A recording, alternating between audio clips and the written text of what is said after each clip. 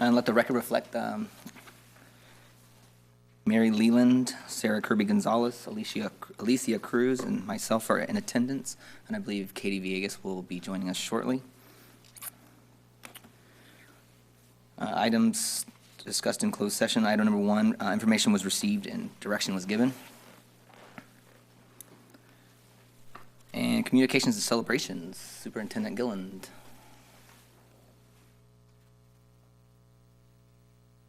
Thank you, President Menke. We do, in fact, have several celebrations this evening. I want to first recognize and thank Karake and Robinson families for their generous donations to special services and preschool programs in the district.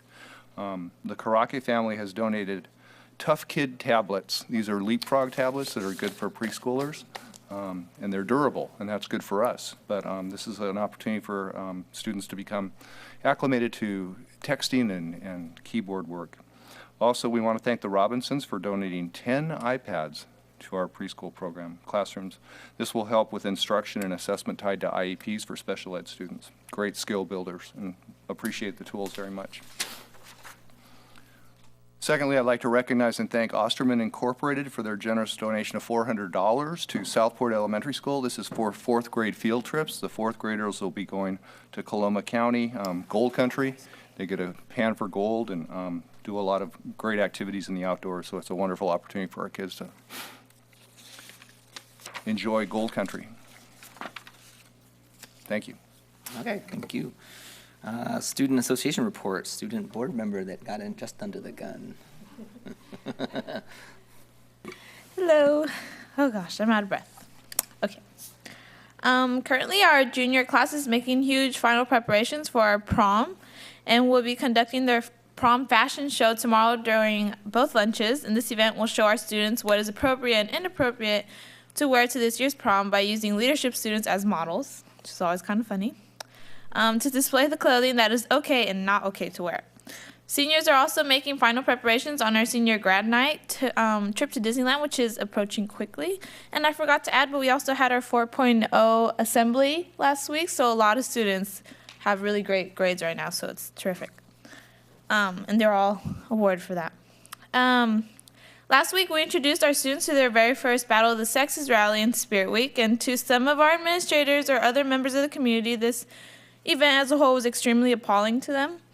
And on behalf of our students, we apologize for any misbehavior that was conducted throughout the week or during the rally. But as a student school board representative, however, I am responsible to present the view of my fellow peers and students in our district. Throughout high school, I and many other students at my school would agree that they have never experienced that much enthusiasm and spirit for our school until this past week. Students stated on social media that last week was the best week they have had at school and that the rally was the best rally they have ever been to. Although I understand that some of the behavior at our rally was very inappropriate, I feel that our administration should not turn away from the fact that the positivity of our students actually grew in this past week alone. Our students wanted to come to school and they wanted to be engaged in the activities. Instead of the usual senior class being the only ones dressing for the Spirit Days, we had the entire school involved, and that was such a breath of fresh air for our campus. Do I feel that the rally could have had some improvements? Yes, absolutely. But I do not believe that any event should be taken away from our students, and this event showed what kind of spirit we have been trying to reach out of our students every rally and Spirit Week we have had. Our students are finally starting to show some pride for our school, and we cannot ignore that. And that's my report. Thank you. Thank you so much. We'll go to CSEA. I don't see a CSEA here. However, I'll leave it kind of open in case she comes after 7. So, Teachers Association, Mr. Don Stoffer.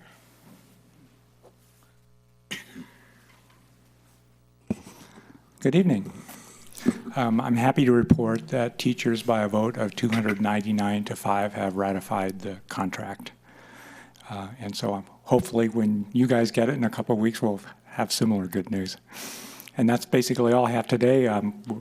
We'll be finishing up our Big Kahuna frozen yogurts. They said they had a good crowd coming through there for our scholarship fund. And so other than that, thank you very much. You're welcome. Thank you. How late are you guys doing that till? Yeah, 8 p.m. All right, we'll try to make it. They're going to close us out? Okay. Public comment, I have one public comment. Denise Pessi. Did I spell that, say that right? Dennis? Welcome, Dennis. Hello. I'm just trying to get a call on special education. We got children in special education right now, and we feel they're being pushed along. And I'd like to have maybe smaller class sizes for these kids, because they all have different learning needs, you know? And they're telling our son right now that he's only entitled to get a certificate. Well, last year he was all Fs, and they passed him along, and they just keep pushing kids along. I believe they need to have smaller class sizes to accommodate all the special needs, you know, of all different children. That's all. Thank you.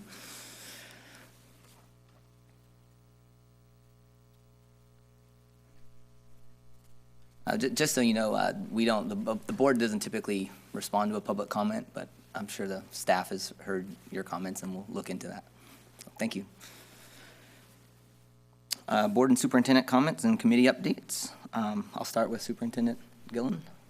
Thank you, President Menke. A couple of announcements I'd like to make.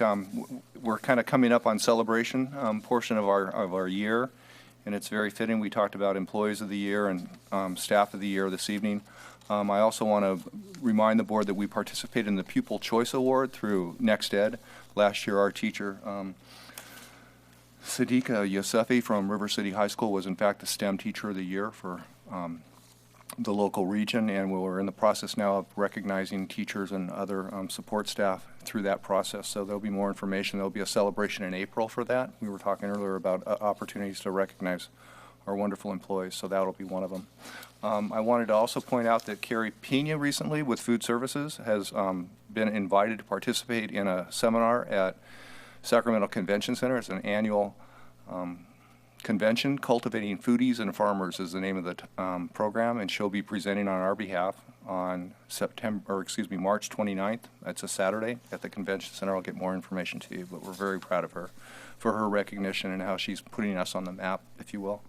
The last item I have, I provided, I think, to you at your table, the strategic priority presentation update list that was included in the weekly update last week. And this is basically the calendar we'll be working from, recognizing there may be some changes based on board interest. But I wanted you to know that this is basically our plan for the next several months. So I'll include maybe the next 2, 3, 4 meetings in the agenda under future items. So as you see, your agenda's kind of, you'll know what's on the horizon for presentations.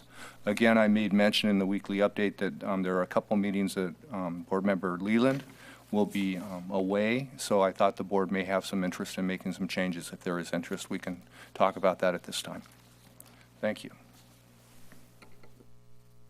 Thank you. Ms. Leland?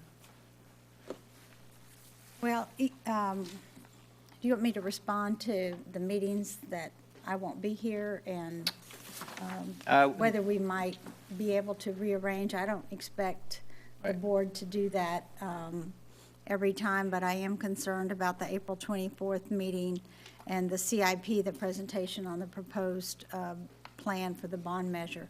What 2 dates are you going to be gone? The 24th of April? I'll be gone the 27th of March. Okay, so the one asterisk. And the 24th of April, I'll be in Disney World accepting an award.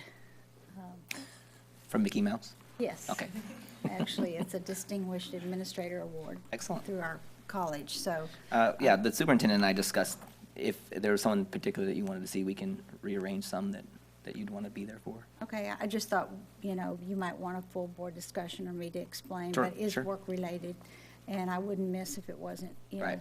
No, important to the students. when we constructed it, was pretty much just putting placeholders of things coming up, showing the full board, basically so you can look out and say, oh, okay, that's when that's coming, and where we're going to head in preparing for different board meetings in the future. So we can definitely rearrange or miss or match. We can Okay. dust that I outside the appreciate board. that. No I problem. really appreciate that. Totally. This is, it's a board meeting, so if there's particular things and you can't make them for different reasons, we'll flip and flop them. Well, I just wanted to let the board know Right. ahead of time, since we've got some pretty important things coming up on our schedule, so. Absolutely. Appreciate that. And I can go into you're into board comments Yes. right now. I just wanted to thank the district and the elementary school, particularly Westfield, where we read for read across America.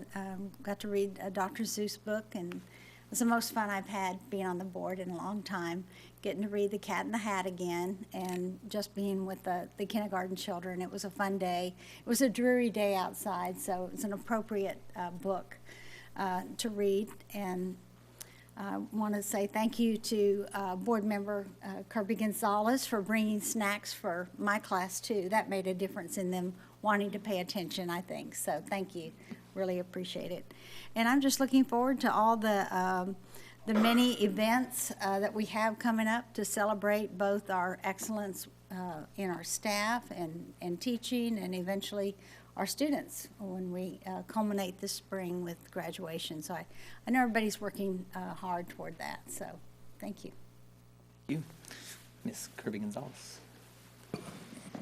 I too enjoyed my time at Westfield, and it's always fun to stand in front of kindergartners and try to answer their questions, which are difficult to answer often. In terms of committee updates, our Up for West Sac meeting has been canceled until they find a replacement. So I'll let you know, since you're also on the backup, when that will be. Our curriculum council meeting did just happen. I'm very excited about the new courses that we're going to be on consent tonight, especially the Shakespeare course and the C++, which is a computer programming class as well. And the teacher for that has a degree in both computer science and math. So I'm very excited about those. And also looking forward to the presentation tonight on LCAP, which we had a discussion on there as well. And then I wanted to say that Liz Outchel from West Sac Early College Prep did tell me to thank William Spalding for reaching out. And she said that she came to an SBAC meeting recently and appreciated some of the collaboration. So looking forward to having some more collaboration back and forth too. And that's it for that. Thank you. Ms. Alicia Cruz.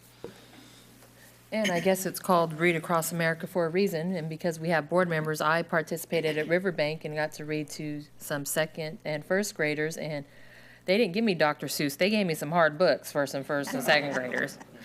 But I enjoyed it, and the kids enjoyed it also. And I didn't get to stay long. I popped my head in last night to the River City High School spring concert, and it's always a pleasure to hear them. I was on the other side doing basketball, but I could hear them in spirit. So great job. I was at the spring concert, and it was a fantastic time to hear the jazz music, the singing, the big band. So really great job from Mr. Marvelli and the full staff from VAPA at River City that's doing a phenomenal job. Every time I go there, it's always something new. It's bigger, it's longer, it's really nice to see a lot of the kids just participating in the music and the arts and how excited they get to perform that in front of the parents. I mean, there's a lot of people there, and me and Mr. Spalding were talking about how a lot of people don't even sometimes hear jazz until they come to that kind of a concert to where they hear jazz and the swing and everything else. So it was a really, really great event. I enjoyed it thoroughly. So hats off to VAPA. So hopefully that'll grow into our K-8s and the discussions that we'll have with our VAPA programs. And then we'll be going to concerts at our K-8s instead of just the high school. So I'm looking forward to that. So that's all I had. Moving on to the public hearing. Public hearing, Sunshine Washington Unified School District's bargaining proposal to CSEA for fiscal year 2013-2014. I'll open that public hearing and close that public hearing. And I noticed Ms. Deborah Hearn has come in. Do you want to speak to your CSEA report? No problem. We waited for you.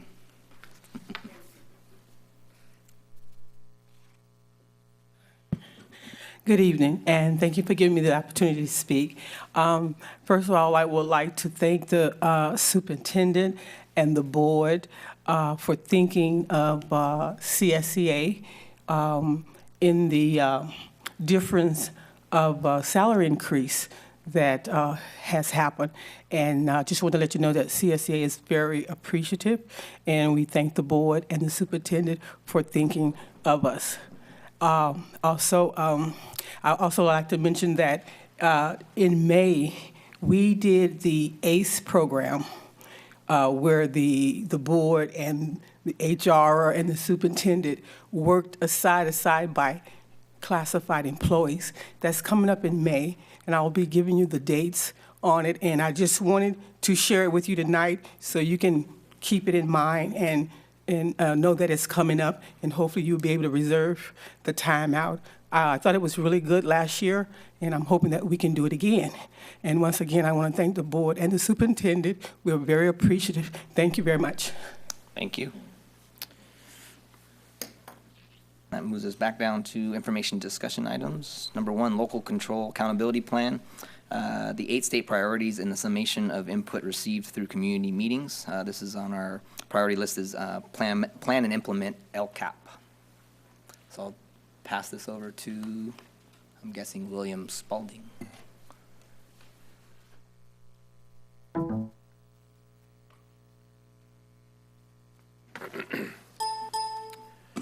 Good evening, President Menke, members of the board. I have Julie Hoskins here with me this evening. Again, we're going to just have you at every board meeting from now on. Why not? We wanted to give you a brief update on where we are with our LCAP process. You're, I know, well aware of what it's all about and what we're working towards, which is the the accountability plan that will accompany our budget to the county office and meeting those 8 state priorities. And with a whole new funding formula, as you know, it's a whole new way for us to both plan and budget. We've had a series of parent forums, and we've also been talking to a number of our constituency groups. So we wanted to just give you a brief update on kind of what we're hearing out there. And there's some couple of takeaways I think that I'd want you to have tonight. One is that the 8 state priorities and the kinds of things that we're hearing are very, very consistent with the priorities that this board established in January in terms of the board's strategic priorities going forward. You're going to see a lot of commonality there. The other thing that I think I would want you to take away is that we're getting a lot of commonality and a lot of common themes coming from our parents and from our different constituency groups, and many of them are very consistent with the things that you have called out. So, you know, we're all kind of thinking alike, I think, in West Sacramento, which is a good thing.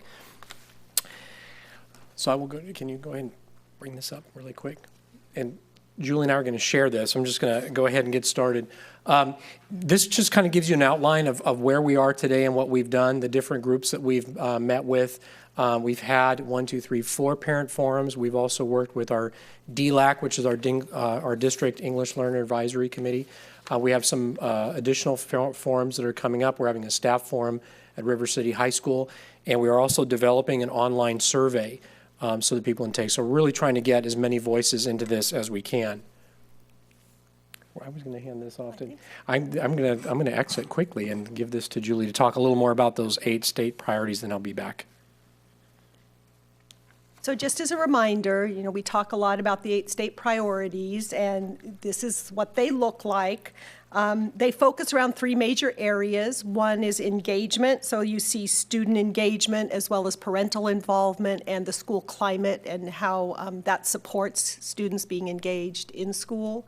We talk about the conditions for learning, which has to do with the basic services that students have. It has to do with access to courses and the implementation of Common Core, so those 3 big priorities.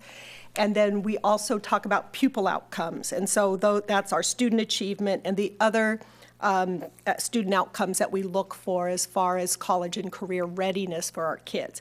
So this is kind of that little mind map that you see everywhere about the 8 state priorities. But what we thought would be really helpful is to show kind of a crosswalk of how those state priorities line up with our district board priorities.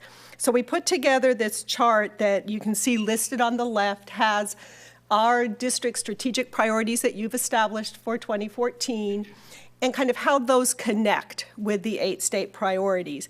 And you can almost go and check every box you have, you know, because they're all so interconnected. But we tried to kind of, what are we really trying to target here? And show that these 8 state priorities aren't really taking us in a different direction than we already have established that we believe we need to go as a district.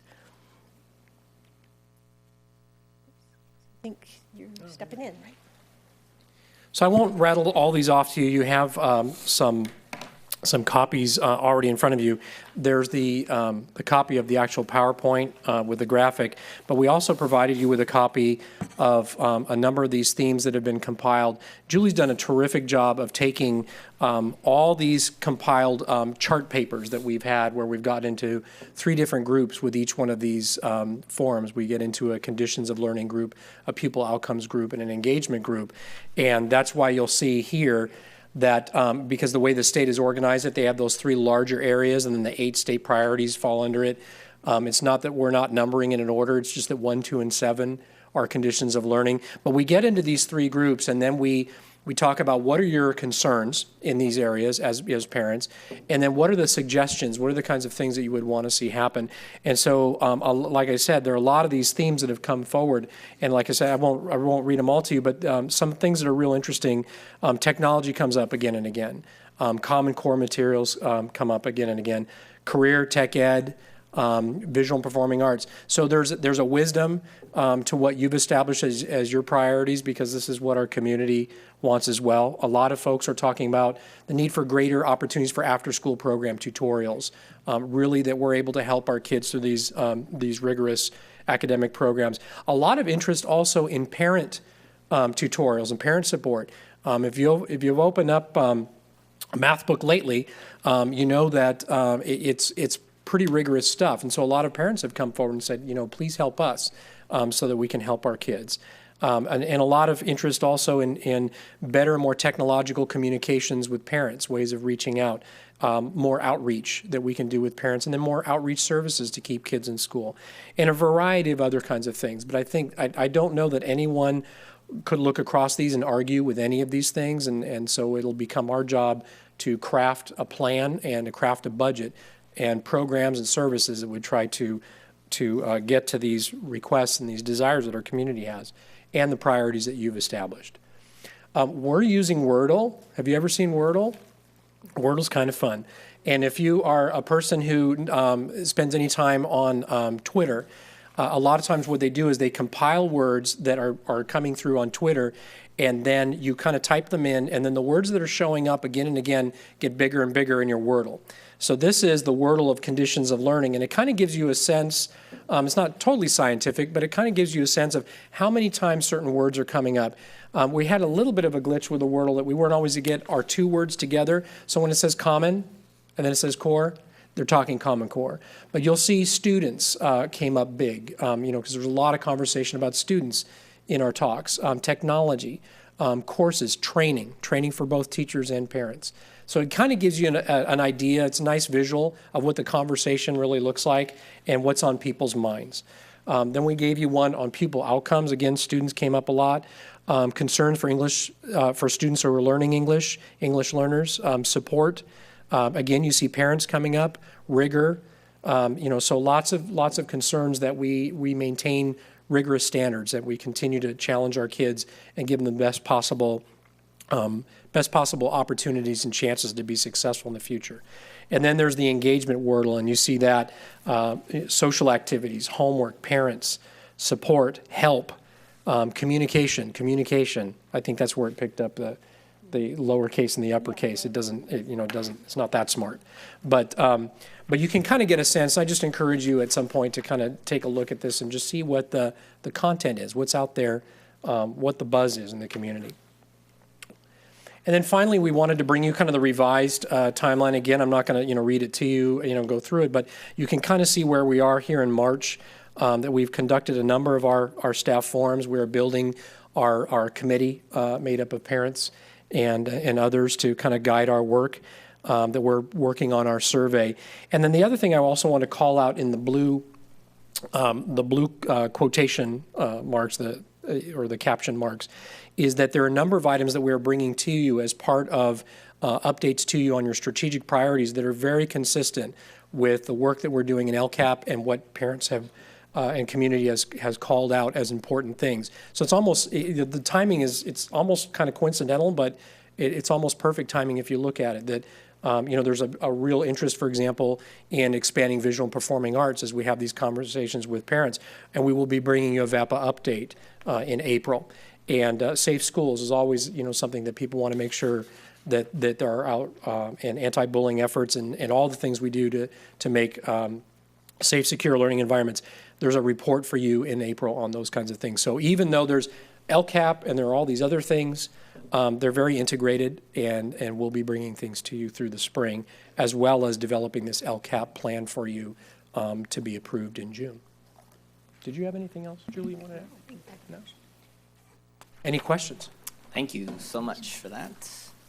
Ms. Leland? No, I just want to thank you for the update, and I think it's really important, even if it was, I saw it in the Wordle, that we keep students as the focus. As we're going through any of these plans, we're keeping students as the focus. And that certainly came up there on all three of the different areas. And then I'm also happy to see that we're keeping college and career readiness, pathways, career tech, all of those buzzwords are coming not just from the board, but from the community, and that we keep that in front of us. And so I'm really pleased to see some of the reporting back from the forums. So appreciate your work. Thank you. Ms. Kirby-Gonzalez? I was so sad to leave the Three Corners discussion the other night at Curriculum Council. So, and I loved the way that you were facilitating that. So I'm really happy to see, again, the feedback from those forums. It's great to see. A couple questions. One, there's going to be a parent survey and an online survey. Are those the same thing? It's the same. Okay. It'll be and an then online you'll have a staff forum coming up. And will staff also have access to the online survey? Will that be going out to staff? Great. Okay. And do you have a date yet for the staff forum? Or that's The 20th, March 20th. Okay. Sorry, I missed that. Perfect. Thanks. And love Wordle. It's good. It's fun. Ms. Alicia Cruz? I'd like to thank you for the update also, and I'm really excited to see that the 8 state priorities are in line with our board policies. It makes us look like we're all on the right track. So thank you. I too want to thank you for your presentation. I know it's a lot of work sometimes to put this stuff together. I know you guys are doing a lot of work surrounding this anyways. The one I like the most I'd never thought there was anything on the internet that I didn't know of, but now I learned there's a lot of things my kids do that I don't know of, and Wordle's another one. But when I looked at the Wordle thing, it was, parents, I think, kept standing out to me. It was the same size on every single one. It's, I think, the utmost reason why I ran for school board in the first place was to get parents involved and be more involved as a parent myself. So I hope we keep seeking ways to get them involved. I know that's probably the most difficult. I think as we campaign and we get on school boards, we think we can shift the continent sometimes, but it's a very difficult and complicated thing to get them more involved in our schools and to get them helping out with student achievement and Common Core. And I think that's where I try to connect the dots, especially with Common Core, and that's, I think, why I know along with the board, we're kind of pushing for Common Core. What's going on with it is because I think parents are, it's almost like a black box right now, because we know about Common Core, but we don't know how it's going to work, what it's going to look like. And I know that sometimes that creates anxiety for parents, especially when you have kids. I have a 5-year-old in kindergarten. I'm kind of wondering how that's going to play out for her and what that's going to look like for her. So I hope that we keep trying to get that parent involvement so that we can include them in the process, not only with LCAP and our control planning, but also our education in our schools and different things. And it's always true. The more involved we have, more parents we have involved, the better our schools will do, period. So I hope we keep seeking those ways out. I think that's super important. But I also like the timeline, how you put it down here, and I agree with Ms. Cruz, and you have our board priorities and the updates that are coming, and they're almost in line, which is great work from staff. I think that's the point, right? To put them all together, and we're headed down that train track, full speed ahead, and we're going to catch all the things along the way. And I think that's important for us as a board, but also as a staff, and then so that the community and teachers and everybody else in the community to see that we're headed in that direction, and we're going to keep including them, and we're going to keep pushing this process around and see what comes of it. So I expect really great things coming in the next 6-8 years 2 years, 3 years down the line. So again, thank you for connecting those, because it was really good to see those connections. So again, thank you for your presentation and all the work. Thank you. Thank you. Okay. That takes us on to something I think is very important to a lot of people in the audience, which is River City Academic Outreach. Do you want to kick that off? Yes, please, Mr. Mankey and members of the board. It was October 2013 when we had a celebration. We were celebrating the accomplishment of a couple teachers, Ms. Strider and Ms. Harold, who submitted an application to CTA for funding for this particular program, and we're pleased tonight to have guests here to give us an update on the success of the academic outreach program at River City High School. So I'll call on Principal Niemer to come forward and kick it off. Katie? Well, thank you, Board, and Dr. Gilliland. Thank you for giving us the opportunity to brag about one of our programs over at our campus. And before I turn it over to everyone who's actually done the work, I wanted to let you know that this is a teacher-driven program. It was Ms. Schroeder who came to me one afternoon very frustrated and said, I have a group of students who are really, really smart, and they're doing their job in the classroom, in my classroom, but not so much everywhere else. And that's how academic outreach was started. So when you hear about how big and how wonderful it is, remember that this is a teacher-driven program.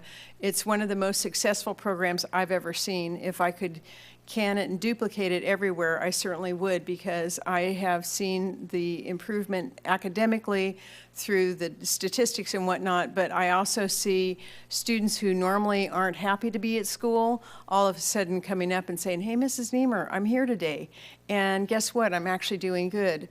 So without taking away their thunder, I'd like to present Dawn Stauffer, who will tell you a little bit more about the program. Thank you.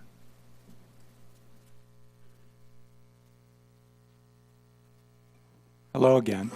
And a bit of this will be a review from our celebration in October. But again, I was talking with our teacher here, Christina Buss, a year ago, and she was considering applying for a grant, and she was considering the West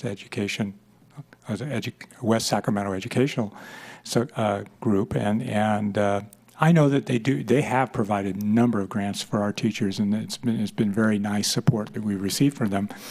And they're in amounts of about $1,000 each. And so I encouraged her to apply to the Institute for Teaching, which is run by CTA. And then when she started looking into it, well, should I apply for an individual grant or a chapter grant? And I said, well, go for a chapter grant. And we got Reggie to sign off on it, and the next thing you know, they get $15,000. And so that's where we started this year. And they will be talking a lot about it. And with us this evening, we also have Dick Gale, if he could. Yeah. And Dick Gale is from the CTA Institute of Teaching, and he, among with other people, came by today, and today was the day they inspected the program. I believe they liked what they saw.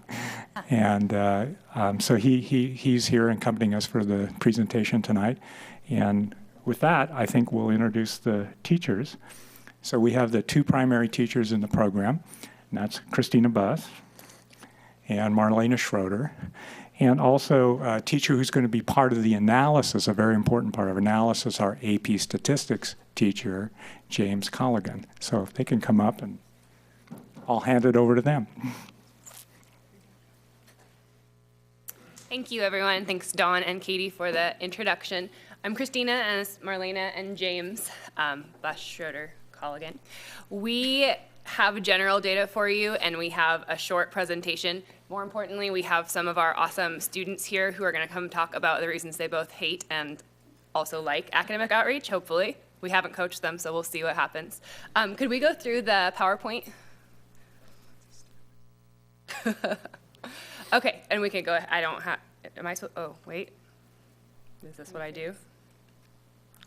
Okay, so just a little bit of background very quickly, and I know we've been over some of this at our previous presentations, but academic outreach was started by Ms. Schroeder, as Katie mentioned, when she had a class of students who were slipping through the cracks and nobody was really catching them.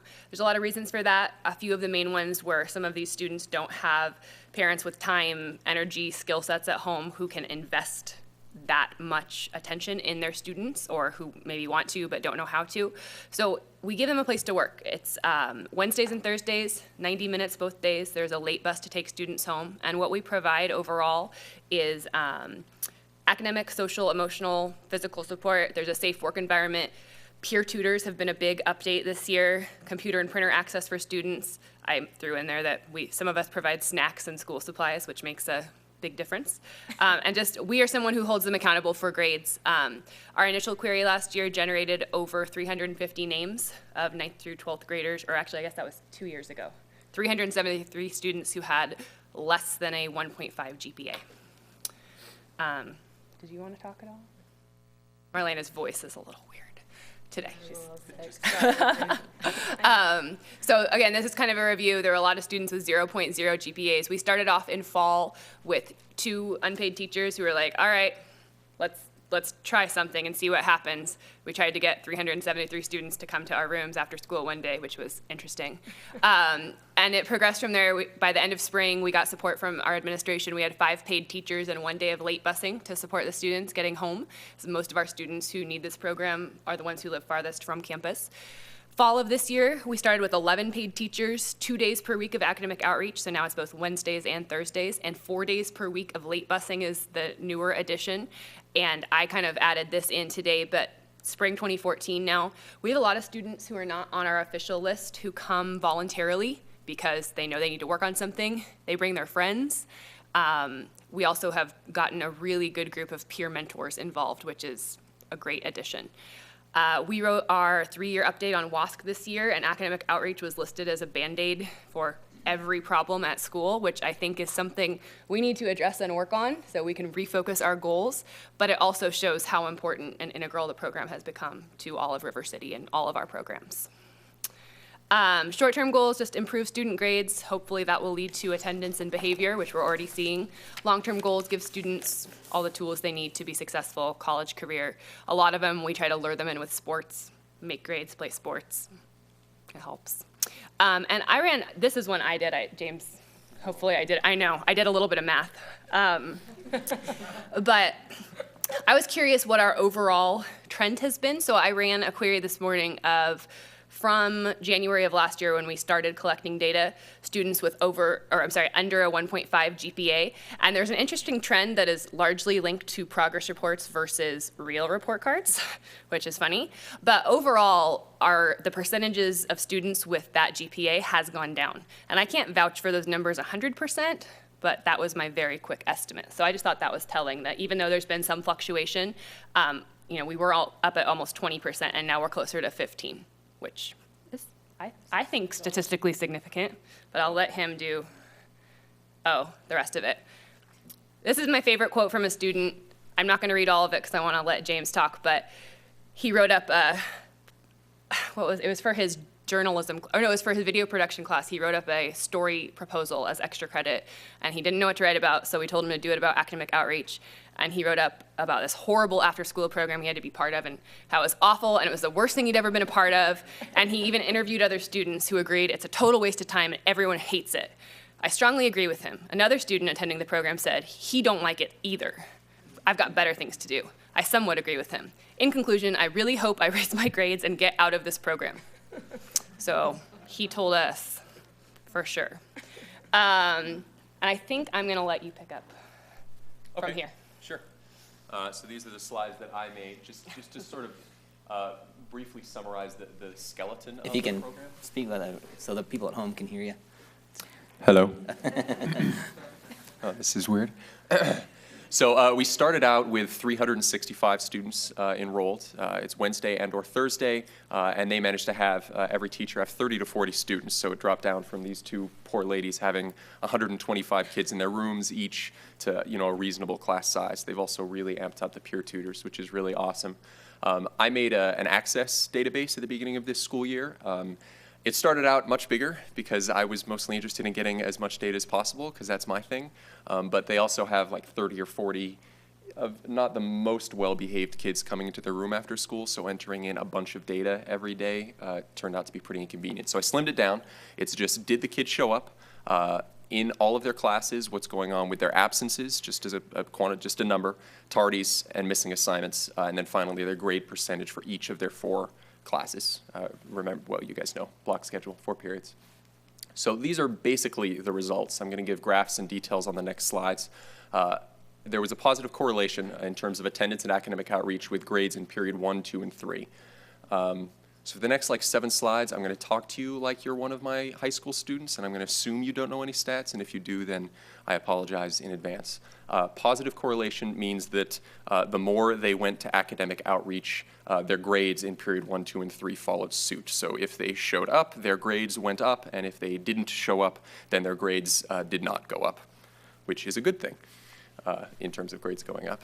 Negative correlation is the reverse, like a seesaw. So the more they went to academic outreach, this thing went down. So absences went down, which is what we all want to see. Same idea with missing assignments. More AO, less missing assignments.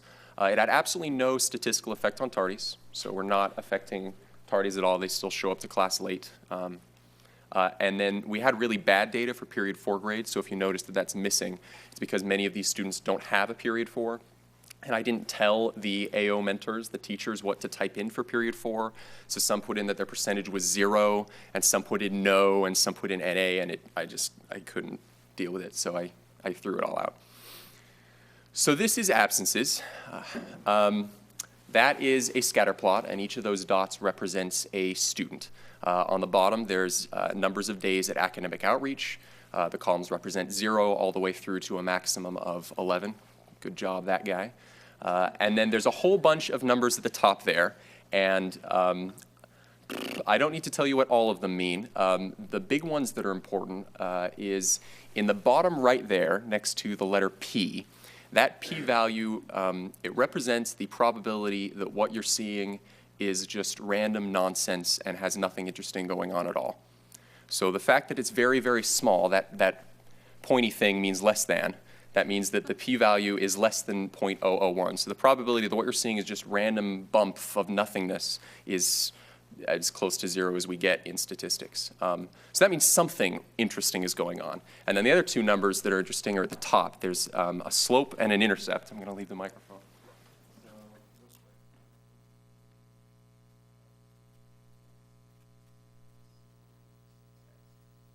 Okay, so from those numbers up at the top, you can make an equation that looks like this. And the x, again, represents the stuff at the bottom. That's academic outreach, how many days they go. So you can actually plug in the number of days that a student in the future would attend academic outreach, say next year, and then it gives you a predicted average number of absences. That means if they don't show up at all, they're probably going to be absent 2 going on 3 times. But every day that they attend academic outreach, we dropped the average number of absences by 0.16, which is pretty cool. And then you can predict the future, which is neat. Missing assignments, same idea. So that p-value at the bottom, that says something interesting is going on. In that case, it's saying that they're going to start out with about 16 missing assignments, which is really lame. But every day that they attend, you drop about half a missing assignment per day. Pretty cool. That is more complicated to explain, but the blue thing is something called a time series graph. So that is what we would expect to happen if nothing was going on, and the fact that the red line is underneath the blue line means that we did something good, basically. And then these are period 1 grades. Again, a very small p-value. That 57.18 at the top, that means you're starting out at an F. On average, kids are failing their period 1 class when they show up, and every single day they show up, we're raising their grade on average by over a percentage. So that means just 3 days, and we've got them out of an F on average. Period 2 grades, same idea. You're starting out at an F, average increase of 0.81 per day, and then finally about 1% a day, starting out at 56.8% at period 3, because I suspect a lot of them are leaving school early. That's why that one's a little lower.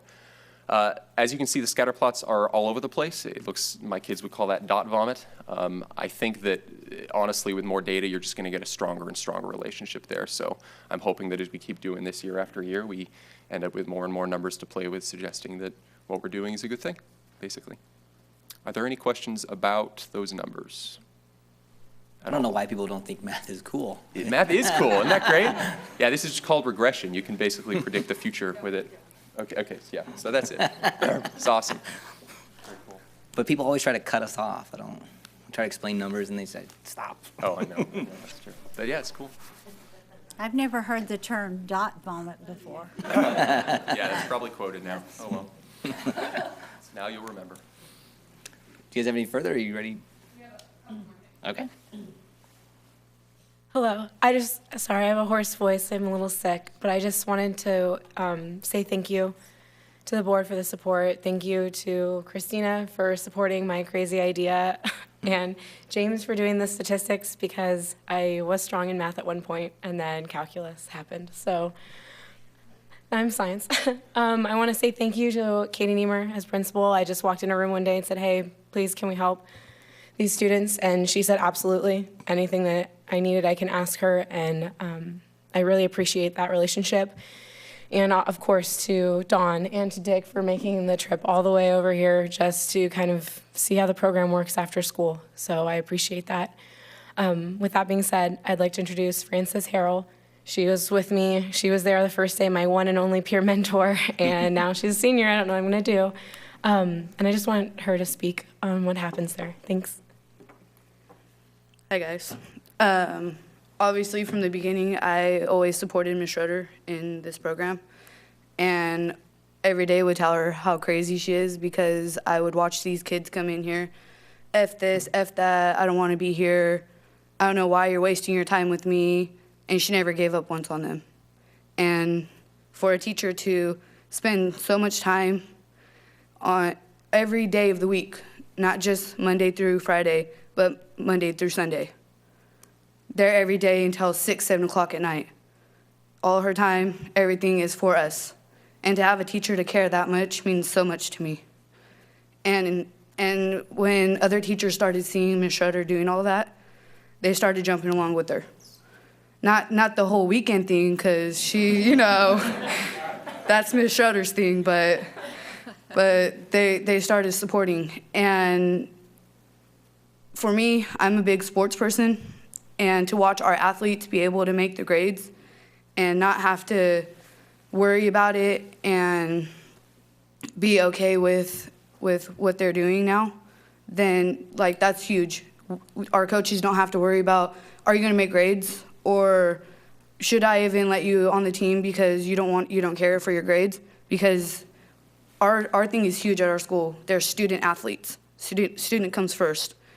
And with a program like this, it really helps a lot. And I've watched a student go from straight Fs to straight As just so they could play a sport at our school because they had the support that they needed. And I think that's huge. So that's kind of pretty much it. Thank you, Franny. We have a couple more students I dragged along, so I want to let them speak briefly. Thank you guys for letting us take this much time up. I'd like to introduce David and Haley and Estrella, who are all here as representatives of various factions, peer tutors, students who are forced to be there, and students who kind of choose to be there and are kind of tutors. They all are represented in this group. So they're just going to tell you a little bit about what academic outreach has meant for them.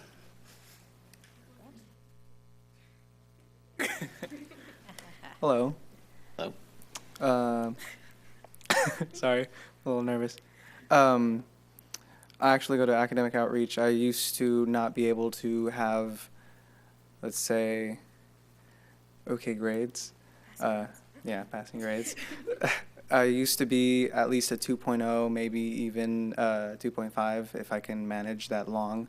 But over time, I used to think, how am I going to be able to pull myself together? How am I going to get so far and bring my grades up? Because I feel sometimes when I'm by myself, I don't get as much help.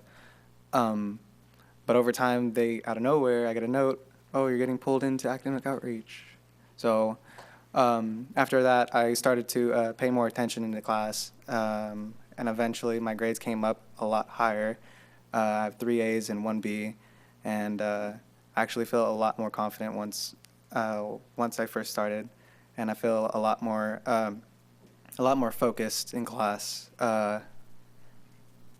What was I going to say? There was the academic outreach is actually very, very pleasant because not only do we have a learning environment, but we also have friends that can also support you, also teachers that become your friend and help you once in a while. I actually know these two, Miss Buss and Miss Schroeder. Miss Buss from a few years back, and Miss Schroeder a few years back. They both compliment me for the grades that I've earned so far, and they try to support me and keep me going, and they give me the drive to keep pushing on and on to become a successful student. That's all. Yeah. Hi, I'm Haley. I'm an AO tutor. I go voluntarily, even though Miss Buss, if my grades are slipping, she goes, Haley, you need to stop tutoring and stop yelling at people and actually do your work. And she'll get on me in my first period class that I have with her, too. But mostly I'm there yelling at people constantly to do their work. Today, I was obviously there later because AO ends at 5, but we stayed till 5:30, and I was there with a senior who is not passing anything. He's failing everything. And I was there, do your work, do your work, do your work, do your work. And he was like, thanks, that's actually what I needed. He got like 10 assignments done in the half hour he was sitting there with me. It's a really good program because if there wasn't AO, I don't think he'd graduate. Right now, I'm not positive he's going to graduate anyway. But there's that chance, and that's what he needs. And my hip is really hurting, so I'm going to sit down. Adding on to what Haley said, I was with her helping him, and he was failing almost every single class, but he appreciated that we pushed him towards so he could graduate. I am a tutor. I've been going this whole year, and I come voluntarily. I also am a translator. I call home to parents saying, your kid needs to come to academic outreach. They have bad grades, so we can help them. And they're like, oh, thank you so much. We'll send them. And they start showing up. And I've noticed kids who have straight Fs go from that to straight A's. Like within a couple weeks, they just turn in their assignments, and they improve, and they're like, thank you. And they keep coming in even after they have A's to do homework, to get help. And I've gone helping from English to Spanish to French, like every subject I can, so they can get straight A's. And I see that academic outreach does help a lot of students, and that's all I have to say. Thank you so much. Okay, I'll take it to the board, see if Mary, you have any comments or questions? Oh, I get to go first. I wish every school board meeting could have this type of presentation. I think that was one of the best ones we've ever had. I think AO ought to stand for awesome and over the top. This is incredible. I think that it's showing up on some of the other documents that we looked at tonight, the LCAP, in the Wordable or whatever it is. You know, you saw support, help, need. You know, that was a part of our whole child thinking, you know, that we've got to really come in and help students in many different ways to help them succeed. And this program just sounds incredible. So thank you, all of you, so much for coming out. This has really been great for me to hear. Mr. Gonzalez? You got me emotional, very emotional. We have a lot of people come before us who are doing good work, you know, with talking about their solar panels or the bonds, and we thank them for all that they're doing. But they're getting paid really well to do it, too. And here you started giving up your time. You already have a hard job. And then you gave up your time and started this, doing it unpaid, providing snacks, school supplies. I wonder who pays for that. And we can't thank you enough. What we do up here is not really the hard work, and there's nothing, we can't thank you enough, we can't pay you enough money. I just think that you need to know how much that you're appreciated. because you are, and that's what's making a difference for all these kids, more than anything else. And also what's making the difference is the CTA Institute of Teaching grant, because obviously this wouldn't be happening without that. So my question is, can people reapply, and how does it work? We gave out 34 grants this year, statewide, with over $360,000. 8 of them were renewals, grants from the previous year. We like to see some transformation growth in the program rather than just resubmitting the same. Okay. So if that ever isn't an option again, I think we have to look at how we can support you and what we can do. So thank you for everything you're doing, and thank you to all of the students who have stepped up to peer tutor and work with your peers. Makes a big difference. Ms. Bies? I just want to echo the sentiments of my fellow board members, and I have heard kids going to this program and getting tons of help, so you are making a huge difference, and I see that on the weekends and after school, and kids that can make sports by doing that, and I just want to thank you so much, because it is awesome. It is kind of emotional, because it's a big deal. You're changing the lives of kids, and I think this is an on-the-ground great way to do it. So I just want to say thank you so much. And I love the statistics. I hope you make your kids do that in class, so they can learn how to prove themselves in reports and get grants and bring money into our community. So I just want to thank you, and anything we can do to help, we want to do that. Thanks. Ms. Cruz? I don't know what more I can say. I too thank you. It's a great program. I really enjoy hearing the students coming up. It's so important for me to hear that the students respect their teachers as much and their fellow students. I've mentioned Francis in the past. I don't know how much the students understand. The students that are coming up underneath you respect you so much and look up to you. So I really give you kudos for taking the extra step, going with these teachers, learning, and so you can pass it down to the future generations. So I thank all of you. I want to add a lot. Let's talk about emotional. It's pretty emotional. But as far as teaching, you guys have a career ahead of you for teaching. I'll speak with the superintendent later about tracking you and making sure you come back to our district, because I think you're creating a great path for teaching if that's what you so chose. I think it's a great opportunity for kids to get in and teach other students. I think the best way to learn a subject is to teach other people. When I was in college, that's what I did. I tutored other people in math, and you have to find creative ways of explaining things to people and trying, okay, that didn't work. That's how I got it, but somebody else will look at it differently than you and take a different path to get to the same solution.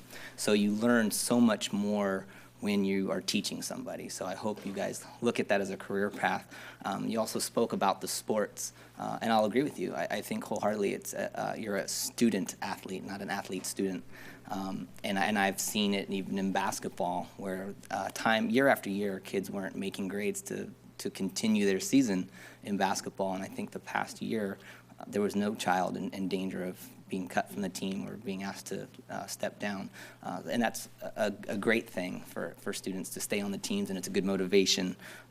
Even if the motivation is to not want to come to this outreach anymore, is to stop coming here after school when I can be out with my friends, it's still something they get the help and they get out of this hole that they've created for themselves. So it's a great thing. So, and enough can't be said for the teachers that started this with their own time, their own just goodwill and passion for teaching students that helps them. So enough can't be said for you guys. And I hope the board, and I think we have talked about giving money back, and we're talking about the budget coming back and where we can place money that helps out the most. And I think this is exactly where it can go. We've talked about buses in the past. We've brought back buses and helped buses, and hopefully we can do that more, and even getting more people in there to help out with teaching. So thank you from everybody on down, from the staff here at the district office all the way down to the principal and to the teachers. So I really help you. And Ms. Schroeder, I do want to say on a personal note, thank you very much.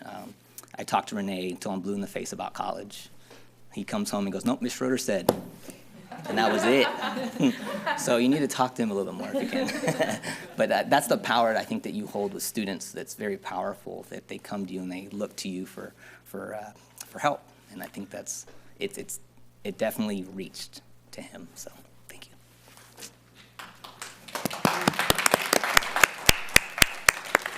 Thank you all. Appreciate it. See, I was too emotional.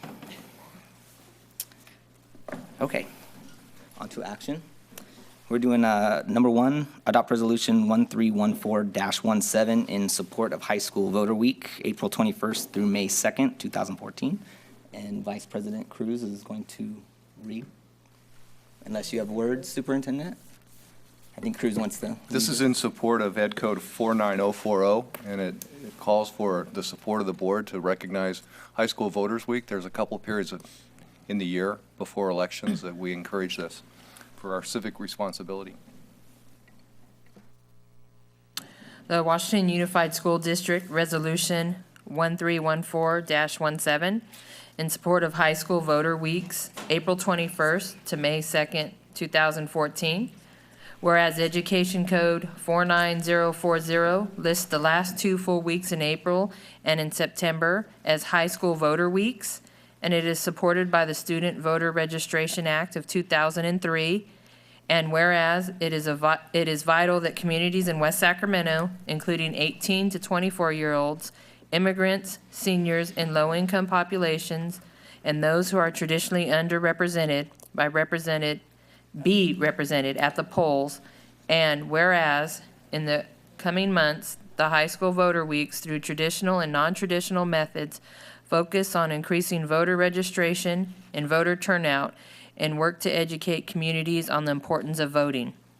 Now, therefore, let it be resolved that the Washington Unified School District Board of Education and the Washington Unified School District Superintendent endorse and support the High School Voter Weeks of April 21st through May 2nd, 2014. Be it further resolved that the Washington Unified School District Board of Education and the Washington Unified School District Superintendent encourages local communities to develop outreach activities such as holding voter registration drives and special events to deliver the message of how voting can impact local school, and encourages high school students to coordinate activities to register eligible students and parents, and encourages teachers to conduct appropriate lessons related to voting, so the elementary and middle school students can encourage their parents to engage in the upcoming elections. Passed and adopted by the Washington Unified School District Board of Education and the Washington Unified School District Superintendent at a meeting held on March 13, 2014, by the following vote. Want me to take the vote? Nope. Can I get a motion for the resolution? So moved. And a second? I'll second. And this is a roll call vote. Ms. Leland? Aye. Ms. Villegas? Aye. Ms. Sarah Gonzalez? Aye. Ms. Cruz? Aye. And I too vote aye. So that's 5 ayes and no noes. Motion carries. That brings us to number 2, Sunshine of Washington Unified School District's bargaining proposal to CSEA for fiscal year 2013-2014. Mr. Gillen. It's precisely that. We're asking for the board's approval on the articles that we're opening for negotiation with CSEA. Can I get a motion to approve? So moved. And I'll second that motion. And can I, all those in favor say aye? Aye. Aye. All those opposed say no. That's 5 ayes and no noes. Motion carries. And that brings us to consent. And I believe all of you have an amended section for employee appointments. There was a mistake, and it was just clarified on this sheet that you have before you.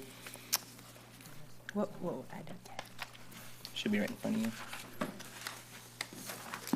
There was just a duplicate name that's been rectified. Thank you. Yes, I have. Yes. So can I get a motion to approve consent? So moved.